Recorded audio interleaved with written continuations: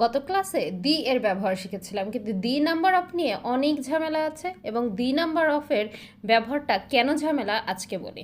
The number অফের পরে always আমরা প্লুরাল নাউন বসাই, কিন্তু এই প্লুরাল নাউনটা দেখেই আমরা কি করি, প্লুরাল ভার্বও বসিয়ে দিই, কিন্তু এটা কখনোই হবে না। কারণ কি, দি নাম্বার অফ দেখে আমাদেরকে ভার্ব বসাতে হবে এবং দি নাম্বার অফের পর প্লুরাল নাউন সর্বদাই হলেও সর্বদাই সিঙ্গুলার ভার্ব নেবে।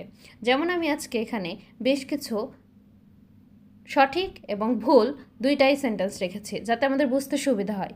যেমন দি নাম্বার অফের পর লিখে দিয়েছি এরপরে প্লুরাল নাউন থাকে, কিন্তু ভার্বটা অবশ্যই সিঙ্গুলার হবে।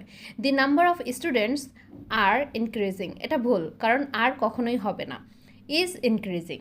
The number of books have decreased. The number of books has decreased. অবশ্যই বুকস হবে, কিন্তু অবশ্যই হ্যাভ হবে না। The number of workers are high.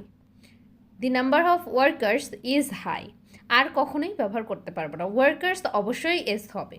The number of applicants have risen.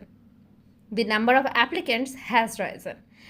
আমাদেরকে দি নাম্বার অফের পর মনে রাখতে হবে নাউনটা প্লুরাল হবে, কিন্তু ভার্বটা অবশ্যই সিঙ্গুলার করতে হবে। আবারও বলি, যদি আমাদের দি নাম্বার অফ দিয়ে কোনো সেন্টেন্স মেক করতে চাই তাহলে দি নাম্বার অফের পর আমাদেরকে প্লুরাল নাউন করতে হবে, কিন্তু ভার্বটা সিঙ্গুলার হবে। যেমন স্টুডেন্টস, বুকস, ওয়ার্কার্স, অ্যাপ্লিকেন্টস, এগুলো প্লুরাল নাউন। ঠিক একইভাবে ইজ, হ্যাজ,